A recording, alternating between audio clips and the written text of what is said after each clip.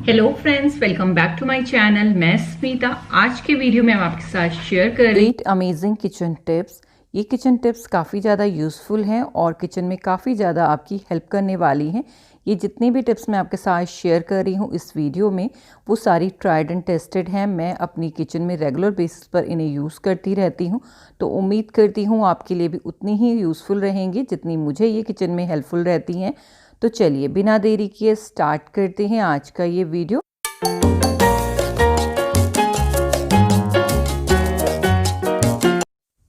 आज की सबसे पहली किचन टिप्स, जब भी हम किचन में कोई सब्जी बनाते हैं और अगर आपके घर में हींग का यूज़ होता है और आपको पसंद है हींग का स्ट्रॉन्ग फ्लेवर, तो आप कभी भी हींग को स्टार्टिंग में जब आप ऑयल डाल रहे हैं, जीरा डाल रहे हैं, उस टाइम पे हींग को ना डालें।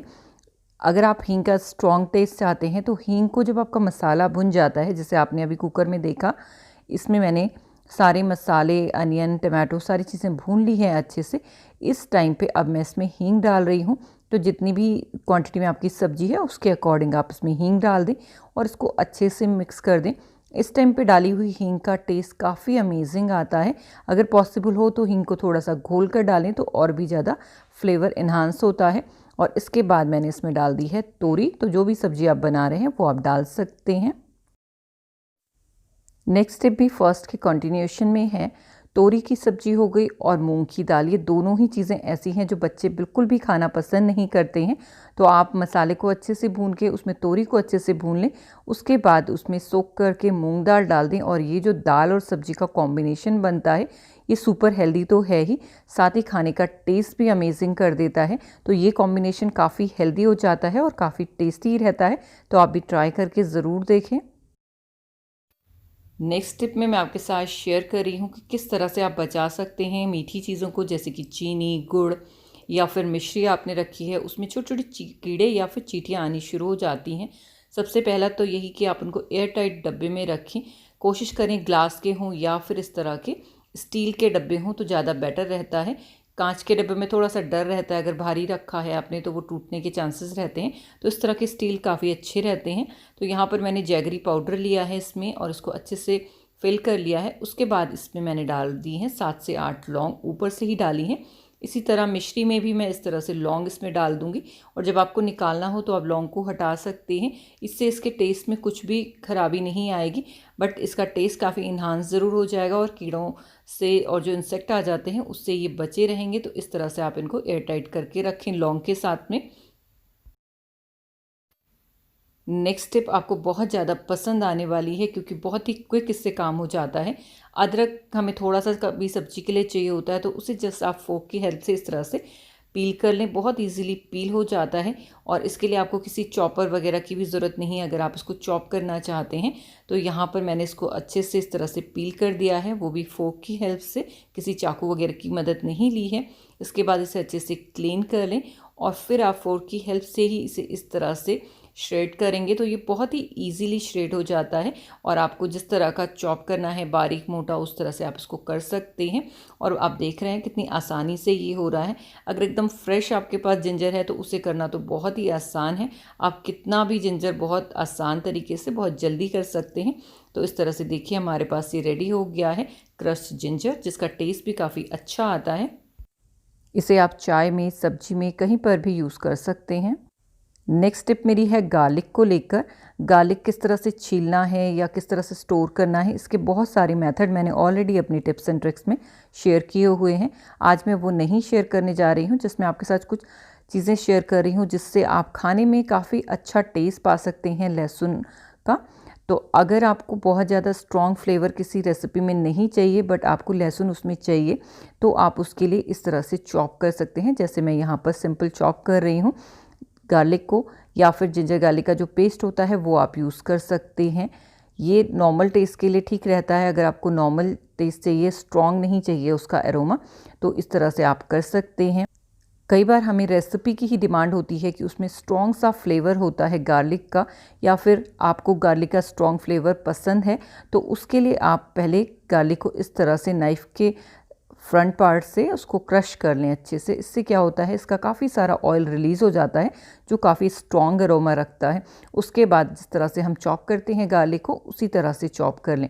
अब यहाँ पर आपके पास 2 तरह के गार्लिक हैं। अगर आपको कम फ्लेवर पसंद है तो आप चॉप किया हुआ सिंपल डाल सकते हैं, और अगर स्ट्रॉन्ग फ्लेवर पसंद है तो आप इस तरह से पहले क्रश करें और फिर उसे चॉप करें। इस तरह से क्रश किया हुआ ये लहसुन आपकी नॉनवेज रेसिपीज़ में या फिर पास्ता में काफ़ी अच्छा लगता है, काफ़ी डोमिनेट इसका फ्लेवर रहता है उसमें। तो आपकी रेसिपी की जिस तरह की डिमांड हो आप उस तरह से गार्लिक को प्रिपेयर कर सकते हैं। नेक्स्ट टिप काफ़ी ज़्यादा यूज़फुल है और मेरी फेवरेट है। हमारे मसाला डिब्बा में 7 इस तरह के कंटेनर होते हैं जिसमें हम मसाले रखते हैं, बट हमारी इंडियन किचन में मसालों की इतनी ज़्यादा वैरायटी होती है कि ये 7 बॉक्स भी हमें कम पड़ते हैं। तो यहाँ पर इसके लिए हम क्या कर सकते हैं, मसाला बॉक्स में पार्टीशन क्रिएट कर सकते हैं। जो चीज़ें हम कम क्वांटिटी में रखना चाहते हैं बट हमें वो चाहिए हमारे मसाला डिब्बे में, उसके लिए आप उसको पार्टीशन के थ्रू एक ही बॉक्स में 2 चीज़ें रख सकते हैं। तो उसके लिए मैंने यहाँ पर आप देख सकते हैं ये प्लास्टिक शीट ली है, थोड़ी हार्ड सी आप लें। ये कई बार काफ़ी सारी पैकेजिंग में आती है, मार्केट में भी इस तरह की शीट इजीली मिलती है। तो उसको आप बॉक्स के अकॉर्डिंग इस तरह से काट लें और इस तरह से ये पार्टीशन हो जाएगा। तो यहाँ पर आप देख सकते हैं मेरे पास गोल वाली चिली है, साथ ही जो कश्मीरी मिर्च होती है वो भी है। तो मुझे ये दोनों चाहिए होती हैं अलग अलग रेसिपी में। तो इस तरह से पार्टीशन के थ्रू मैंने इनको एक ही बॉक्स में अलग अलग रख दिया है। दूसरा पार्टीशन मैंने इसी तरह बनाया है जीरा और जखिया के लिए, क्योंकि मेरी मसाला डब्बा में जखिया और जीरा दोनों ही रहता है और दोनों ही हर रेसिपी में यूज़ होता है। तो उसके लिए भी मैंने इस तरह से पार्टीशन किया है। हाफ में मैंने रख दिया है जखिया और हाफ में जीरा। इसी तरह अगर आप 2 तरह की चिली यूज़ करते हैं, चिली पाउडर, जैसे मैंने वो 2 अलग अलग डिब्बों में रखा है, तो आप उसको भी एक में पार्टीशन करके रख सकते हैं इस तरह से, और बहुत इजीली इसका लिड भी लग जाएगा, आपको उसमें कोई प्रॉब्लम नहीं होगी। इस तरह से 7 कंपार्टमेंट की जगह यहाँ पर मुझे 9 कंपार्टमेंट मिल गए हैं, वो भी एक ही मसाला डिब्बा में। अब हम पहुँच गए हैं अपनी लास्ट टिप की तरफ। आज की लास्ट टिप बहुत ही ज़्यादा इफ़ेक्टिव है और काफ़ी यूज़फुल है। ये है एक ग्लास क्लीनर। बहुत ही इफ़ेक्टिव ग्लास क्लीनर है और आपको इसमें कुछ भी नहीं मिलाना, जस्ट सिंगल इंग्रेडिएंट के साथ ये बनकर रेडी हो जाता है और काफ़ी अच्छे से क्लीन करता है। एक साइन भी मेंटेन करता है ग्लास के जो भी आपके टॉप हैं या फिर मिरर हैं। तो इसको बनाने के लिए हमें चाहिए एक टी बैग। यहाँ पर मैंने एक टी बैग लिया है और एक लिया है ग्लास कंटेनर। साथ ही हमें चाहिए होगा गर्म पानी।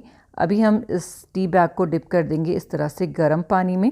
आप चाहे तो टी बैग नहीं है आपके पास तो जो नॉर्मल चाय पत्ती होती है उसका भी यूज़ कर सकते हैं। जस्ट 1 चम्मच चाय पत्ती आप थोड़ा सा उबाल लें पानी के साथ में।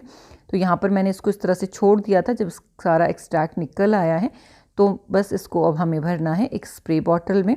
तो आपको जो भी कन्वीनियंट लगे, अगर आप थोड़ी क्वांटिटी में बना रहे हैं तो छोटी स्प्रे बॉटल यूज़ कर लें, या फिर इस तरह की एक स्प्रे बॉटल आप बना कर ही रख लें ग्लास क्लीनर के लिए, और उसे जब मर्जी आप यूज़ कर सकते हैं। तो इस तरह से मैंने ये बॉटल में फ़िल कर दिया है और थोड़ा सा ठंडा होने के बाद करें।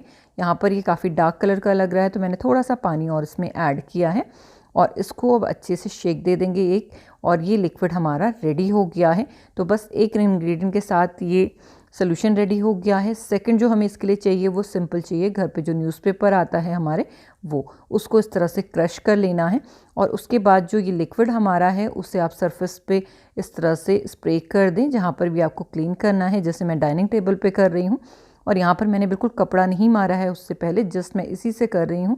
तो यहाँ पर जितना भी ये गीला रहता है, जो भी स्प्रे हमने पानी डाला है, उसको आपको न्यूज़पेपर की हेल्प से इस तरह से रगड़ते हुए ड्राई करना है। न्यूज़पेपर को आप ड्राई ही रखें और आप देखेंगे सारी गंदगी न्यूज़पेपर के ऊपर आ जाएगी और जो ग्लास टॉप है वो एकदम क्लीन हो जाएगा। साथ ही उसकी शाइन भी अच्छी उसमें आ जाती है। तो आप मिरर को भी इस तरह से क्लीन कर सकते हैं। तो इस तरह से थी आज की ये किचन टिप्स।